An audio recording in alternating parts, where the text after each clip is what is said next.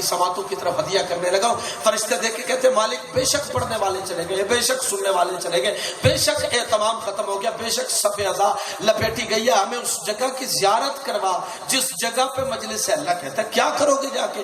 فرشتے دیکھ کے کہتے ہیں مالک ہم جس جگہ پہ مجلس تھی ہم اس جگہ پہ جا کے اپنے پروں کو مس کرنا چاہتے ہیں، سلامت رہیے، ہم اس جگہ پہ جا کے اپنے پروں کو مس کرنا چاہتے ہیں، وہ نور کی خوشبو لینا چاہتے ہیں۔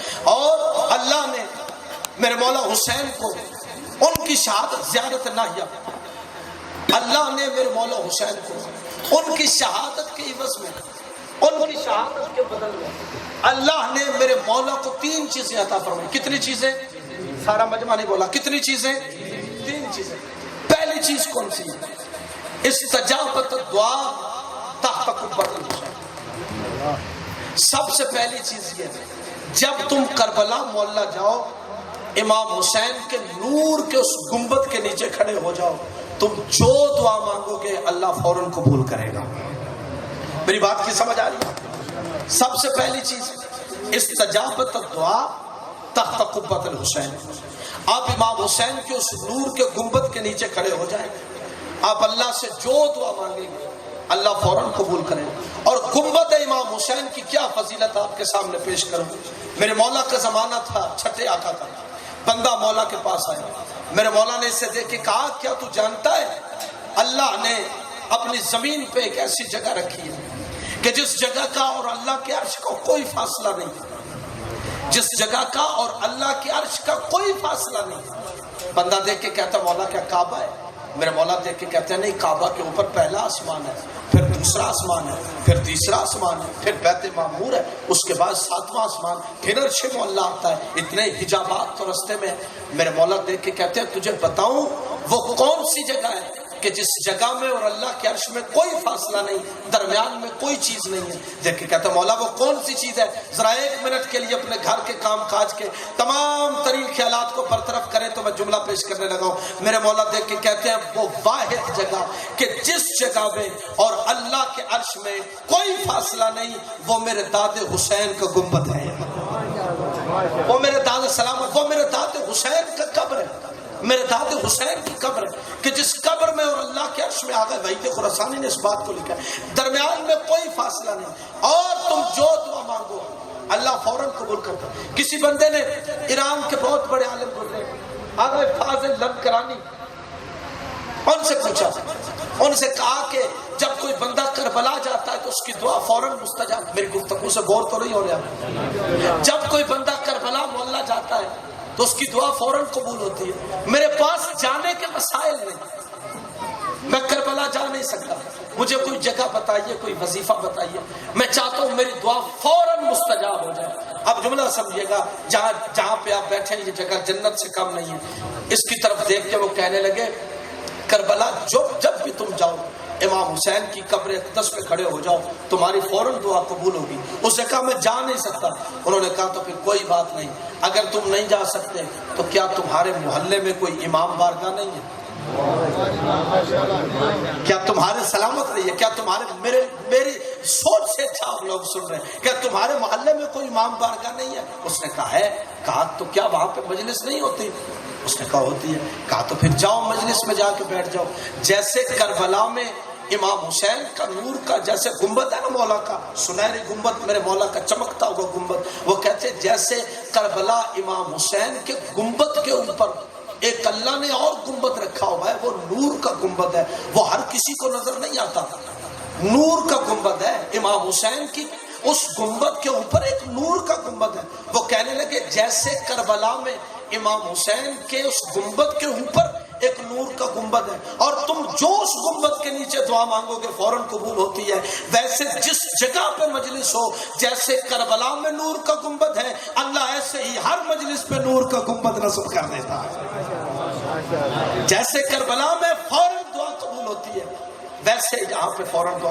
اگر اس پہ رکنا چاہوں تو رک سکتا ہوں، لیکن میں اگلی چیز بیان کرنا چاہتا ہوں۔ پہلی چیز جو اللہ نے بس 3 چیزیں سنے اور مجھے اجازت ہے۔ پہلی چیز استجابت دعا تحت قبۃ الحسین، آپ امام حسین کے اس نور کے گنبد کے نیچے کھڑے ہو جائیں، جو دعا مانگیں گے اللہ فوراً قبول کرے گا۔ دوسری چیز جعل اللہ امامت فی ذریۃ الحسین، اللہ نے وہ امامت کہ جو قیامت تک چلے گی وہ ذریت امام حسین میں رکھی ہے۔ اس کے لیے لفظ جو ہے وہ ذریت امام حسن نہیں ہے، لفظ کیا ہے؟ ذریت حسین۔ ایک نئی سی روایت آپ کو سنانے لگا ہوں۔ ایک دن پیغمبر بیٹھے ہوئے تھے، اتنی دیر میں چلتے چلتے میرے مولا حسین تشریف لائے۔ جیسے میرے آقا آئے، پیغمبر اپنی مسند سے اٹھ کے کھڑے ہوئے اور کھڑے ہونے کے بعد امام حسین کو اپنے سینے سے لگا لیا، اور اپنے سینے سے لگانے کے بعد کہا اے زمین و آسمان کی، بڑی قیمتی بات آپ کو سنا رہا ہوں، اے زمین و آسمان کی زینت حسین آ جاؤ۔ ایک صلوات پڑھیے بابا سے، ایک اور صلوات پڑھیے۔ استاد معظم قبلہ تشریف لے آیا، بس میں 4-5 منٹ میں اپنی اسی بات کو تمام کرنے لگا اور ممبر قبلہ صاحب کے حوالے کرنے لگا۔ آپ نے میری طرف دیکھنا ہے، میرے مولا نے کیا کیا، دونوں باہیں پھیلائیں اور پھیلانے کے بعد امام حسین کو اپنے سینے سے لگا کے کہا زمین و آسمان کی زینت حسین آ جا۔ جب کہا نا زمین و آسمان کی زینت حسین آ جا، یہ پاس بیٹھی ہوئی تھی، پاس بیٹھ کے کہنے لگی یا رسول اللہ کیا آپ کے علاوہ بھی کوئی زمین و آسمان کی زینت ہو سکتا ہے؟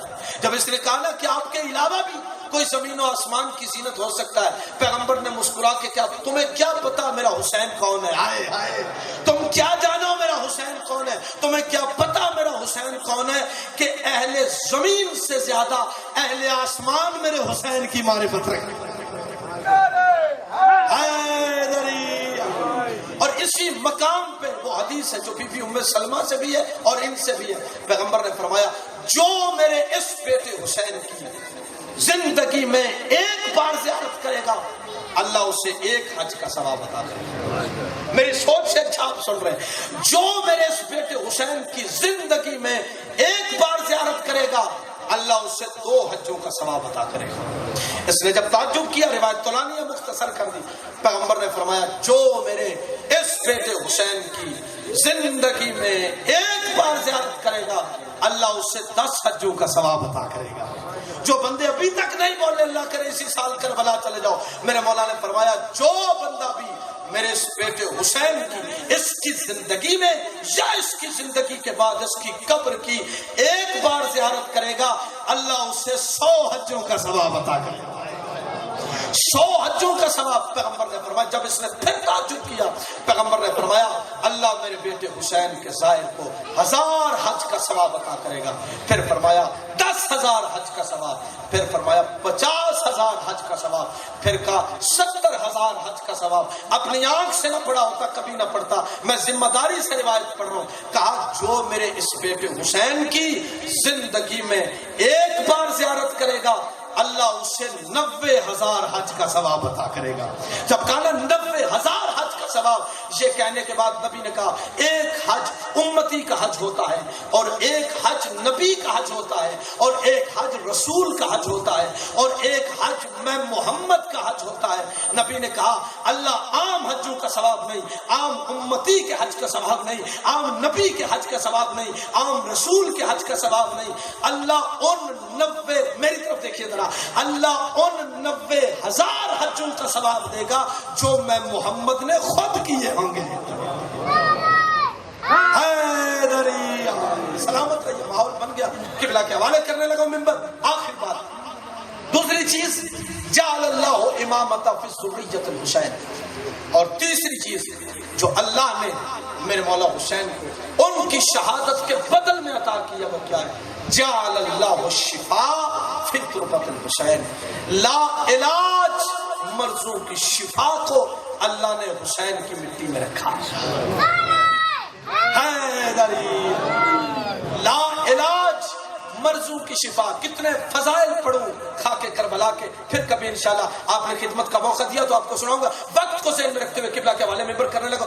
یہ کربلا کی مٹی کی کیا فضیلت آپ کے سامنے بیان کروں، وہ کربلا کا نوری صحرا، وہ کربلا عظیم مٹی، کربلا کی ایک بادشاہ تھا، بادشاہ کا دربار تھا، تو اس میں ایک نجومی آ گیا، نجومی، تو نجومی سے جو سوال پوچھو نا اس کا جواب فوراً دیتا تھا۔ ایک بندے نے کہا میں آج سے اتنے سال پہلے اپنے دوست کی دعوت پہ گیا تھا، چاچو توجہ ہے میری طرف آپ کی، ایک بندے کی دعوت پہ گیا تھا تو میں نے وہاں پہ کیا کھایا تھا، اس نے فوراً بتا دیا، یعنی گزرے ہوئے حالات جو تھے نا وہ بالکل صحیح بتاتا تھا۔ اسی محفل میں ایک میرے مولا حسین کا ماننے والا بھی بیٹھا تھا، اس نے جب دیکھا لوگ در حسین کو چھوڑ کے اسے مان رہے ہیں، اس نے کہا میں آج تجھ سے کچھ نہیں پوچھوں گا، میں کل تجھ سے پوچھوں، اگر آپ کو میری بات کی سمجھ آ گئی تو سارا دن آپ میرے لیے دعا کریں گے۔ اس نے کہا آج کچھ نہیں پوچھتا، میں تجھ سے کل پوچھوں گا۔ اس نے کہا ٹھیک ہے کل پوچھ لینا۔ بندے چلے گئے، وہ اپنے گھر گیا، اپنے گھر جا کے اس نے کوئی کتابیں نہیں کھولی، جو بندہ ابھی تک نہیں میرے ساتھ بولا، اپنے گھر جا کے کتابیں نہیں کھولی، اپنے گھر جا کے کوئی کسی چیز کا مطالعہ نہیں کیا، کسی کو خط لکھ کے سوال مشکل نہیں پوچھا، اپنے گھر سے جا کے ایک مٹھی خاک شفا لے آیا۔ خاک شفا اٹھائی، اٹھانے کے بعد آگے اس کے دربار میں اگلے دن، جب اگلے دن آیا تو دربار سجا ہوا تھا، لوگ بیٹھے ہوئے تھے، بیٹھے ہوئے لوگوں کو دیکھا اور چلتے چلتے اس کے سامنے آ کے کہتا ہے میں تجھ سے اور کچھ نہیں پوچھتا، بس میرا ایک سوال ہے، وہ میرا سوال یہ ہے، بس مجھے اتنا بتا اس وقت میرے ہاتھ میں کیا ہے، آئے آئے بس یہ بتا اس وقت میرے ہاتھ میں کیا ہے۔ اب وہ اپنی جگہ سے کھڑا ہوا، کبھی لوگوں کو دیکھتا ہے، کبھی بادشاہ کو دیکھتا ہے، کبھی اس کا چہرہ دیکھتا ہے، پھر کبھی لوگوں کو دیکھتا ہے، پھر بادشاہ کو دیکھتا ہے، پھر اس کا چہرہ دیکھتا ہے۔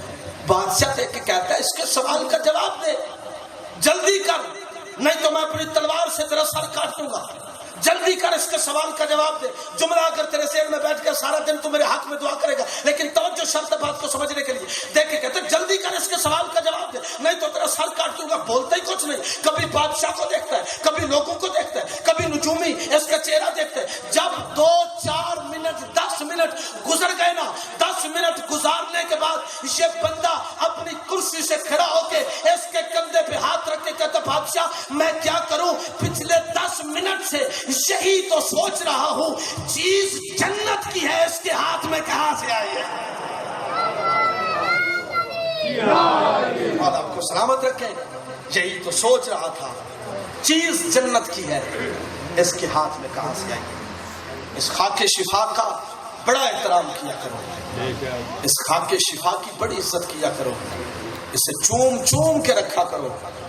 اس کی وجہ یہ ہے اس خاک شفا میں صرف علی کے بیٹوں کا نہیں، علی کی بیٹیوں کا خون بھی شامل ہے۔ بس میرے دوستو میں ایک جملہ کہتا ہوں، بس میرا نام درج ہو جائے، وہ بی بی جو دور سے آتی ہے اور دیر سے جاتی ہے، وہ کسی کا فضائل نہیں سنتی، بس وہ بی بی اس انتظار میں بیٹھتی ہے، وہ یہ دیکھتی ہے کون میرے لال کو کس رنگ میں روتا ہے۔ اور میں نے روایت میں پڑھا ہے جس جگہ مجلس ہوتی ہے مادر حسین تشریف، کوئی آئے نہ آئے یہ نہیں دیکھتی کون پڑھنے والا ہے، مجلس میں آتی ہے، فی یدہا خرقۃ، بی بی کے ہاتھ میں ایک رومال ہوتا ہے، اور جب تم مومن روتے ہو نا تمہاری آنکھ کے نیچے کر کے کہتی ہے میں تیرا شکریہ ادا کرنے آئی ہوں۔ بس میرے دوستو ایک روایت پڑھتا ہوں اور اسی پہ ممبر میں قبلہ کے حوالے کرنے لگا ہوں۔ کاش دنیا اسی حسین کو سمجھ جاتی، نہ حسین قتل ہوتا نہ زینب شام جاتی۔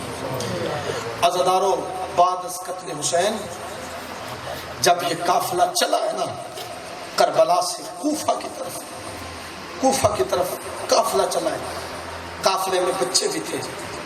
دنیا کا دستور ہے جب مائیں سفر کرتی ہیں نا تو مائیں کیا کرتی ہیں، بچوں کو پکڑتی ہیں، ایسا ہے کہ نہیں بولیے میرے ساتھ، مائیں بچوں کو پکڑتی ہیں۔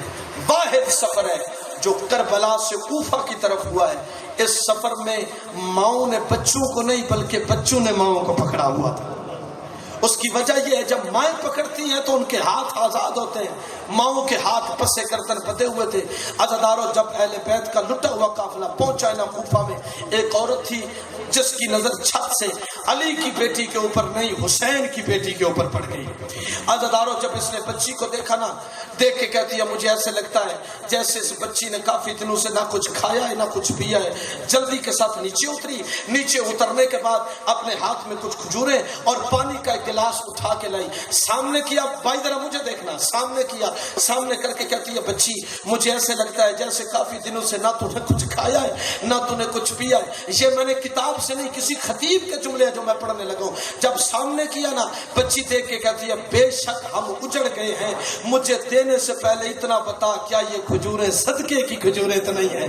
آئو میں بسم اللہ کروں, آئو میں بسم اللہ کروں, تیری سمجھ پہ صدقے جاؤں. کیا یہ کھجوریں, بسم اللہ کروں ہاتھ میں, کیا یہ کھجوریں صدقے کی کھجوریں تو نہیں ہیں؟ دیکھ کے کہتی ہے نہیں بچی یہ کھجوریں صدقے کی کھجوریں نہیں ہیں, کھا کھجوریں, پی پانی, اور میرے ہاتھ میں 3 دعائیں کر دینا جو ماتمی میرے سامنے بیٹھے ہو. بچی دیکھ کے کہتی ہے کھجوریں بعد میں کھاؤں گی, پہلے مجھے اپنی دعائیں بتا. دیکھ کے کہتی ہے میری پہلی دعا یہ ہے جیسے تو یتیم ہوئی ہے میرے بچے یتیم نہ ہو. ہاں میں بسم اللہ کروں, جیسے تو یتیم ہوئی ہے نا میرے بچے یتیم نہ ہو. سکینہ نے رو کے کہا یا اللہ جیسے سکینہ یتیم ہوئی ہے نا اس کے بچے یتیم نہ ہو. عزیزانو دیکھ کے کہتی ہے میری دوسری دعا یہ ہے, میرا شوہر مسافرت پہ گیا ہے, اللہ کرے خیریت سے واپس آ جائے. بچی نے ہاتھ اٹھا کے کہا یا اللہ اس کا شوہر مسافرت پہ گیا ہے, اللہ کرے خیریت سے واپس آ جائے. جملہ میرا آخری ہے جو ماتمی میرے سامنے بیٹھے ہو. دیکھ کے کہتی ہے بچی میری آخری دعا یہ ہے مدینے میں میرے مولا رہتے ہیں, مدینے میں میرے مولا رہتے ہیں, اللہ کرے میرے مولا کی خیر ہو.